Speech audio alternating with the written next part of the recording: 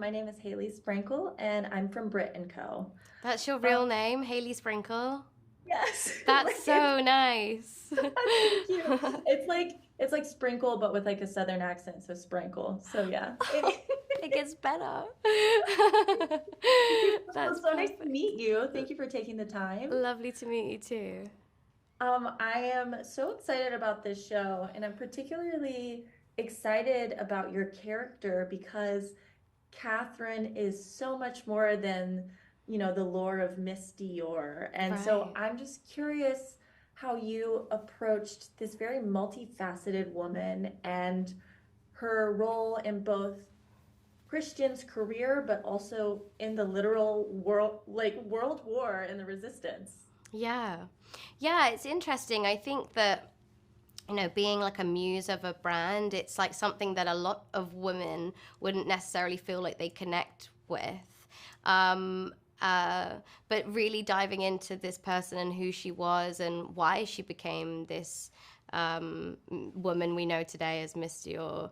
I think that then I really felt like I could connect with her story a lot more too. I think that I really just tried to approach her as some yeah, kind of like my nan, I guess. Like my nan was a very similar age to Catherine, and was not a resistance fighter or anything. She just was like home in London, but she told very relatable stories about what it was like to live through a war, just like and so yeah, I think I just tried to really ground these really sensational and strange or just like really sensational and painful parts of her life, and just try to, yeah, try and bring them into something that I felt was a bit more familiar. Absolutely. And I feel like on that note, you're also no stranger to playing rebellious sisters. And so Yeah. I am curious if you put Catherine and Arya in the same room, how do you think the two women would react to one another? It's hard to imagine a room. I don't think that either of them would be too fond of the other, to be honest with you. But maybe that's just they're sort of yeah. Maybe that's because they do have similarities. Yeah, it's too much of the same rebellious streak. There's like Right. there's not room enough for the both of us in this town. Yeah, very that. I'm also curious, because obviously Dior is a very well-known fashion house. Like, what outside of that, like, what really is exciting to you about this show and this project, and why do you think we need it right now? I think that at the heart of this story, we really talk about how real beautiful creation can come from our darkest times in our personal lives, but also throughout history.